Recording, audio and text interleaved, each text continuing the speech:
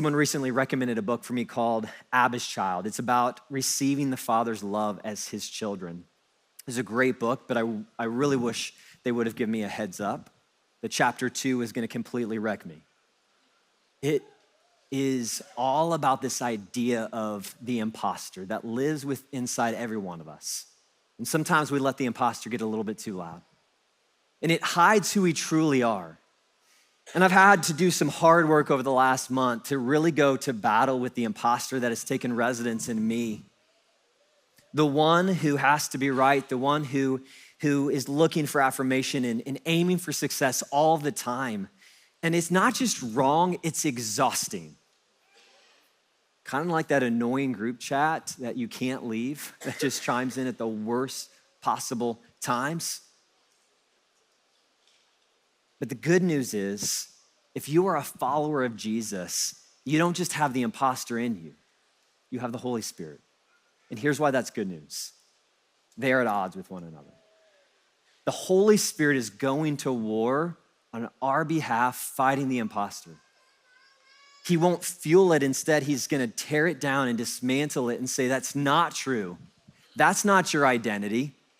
You're a child of God. You are loved by the Father.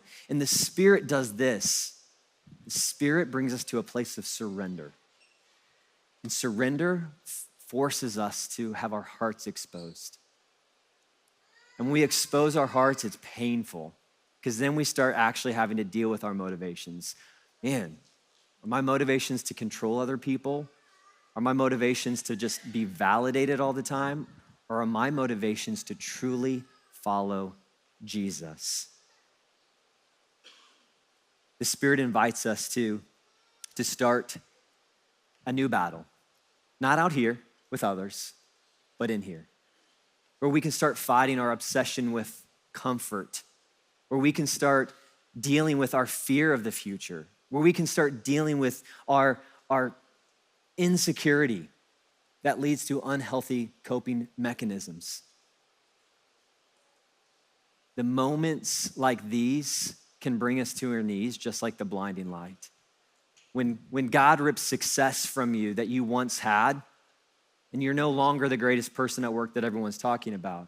When God rips that relationship from your life and you now have to deal with loneliness and start asking, where is my identity without this person? When you don't have the affirmation and accolades that you once had and you have to start saying, who am I without this constantly coming my way? It forces you to have to start to ask new questions. And it's painful. And I love what Pastor Mike said last week. He said, God will sometimes put you in the place of your greatest pain to make your pain the resource for your future. Can I say that one more time? God will sometimes put you in the place of your greatest pain so that your pain will be the resource for your future. And that means the pain that we once resented becomes the very ground for which God will work. Success is gone, but God's gonna work. The relationship is gone, but God's gonna work. Those affirmations are gone, but God is going to work. And Jesus gives us this mission. It's a mission that it's not popular.